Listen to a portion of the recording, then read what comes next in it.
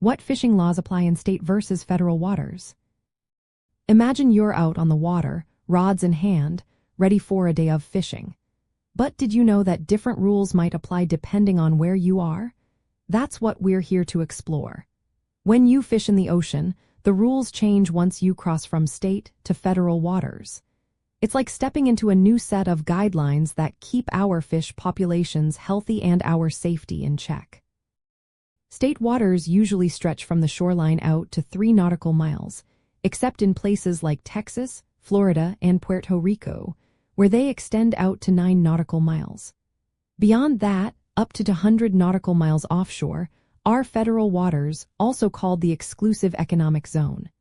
These boundaries are important because they determine which laws you need to follow. In state waters, your fishing is regulated by the state's Fish and Wildlife Agency. They set rules about licenses, which you need to buy before you fish. For example, in California, a fishing license costs $20 for residents and $50 for non-residents. They also have rules about what species you can catch, how big they need to be, and how many you can keep each day.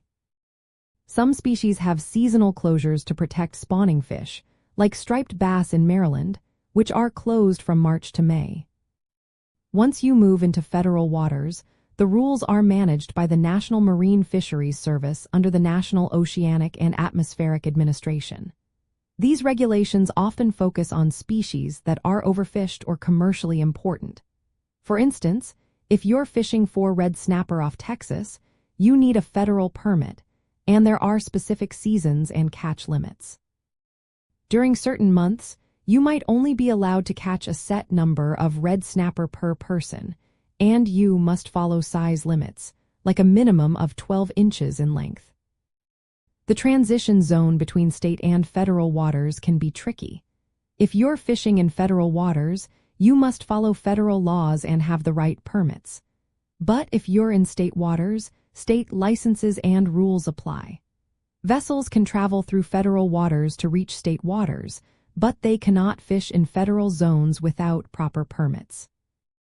Sometimes, states extend their rules into federal waters, especially for species landed in that state, making it even more important to know exactly where you are. These layered rules are designed to protect fish and their habitats. State regulations often focus on nursery and spawning areas, which are vital for fish populations. Federal rules manage larger areas to keep fish stocks sustainable over time. Always be sure to know where the boundary is between state and federal waters in your fishing spot. Get the right licenses and permits for the area you plan to fish. Understand the specific rules for the species you want to catch, as they can differ between jurisdictions. Keep records of where and when you fish, in case you need proof of compliance. And stay updated on any seasonal or emergency regulations that might pop up.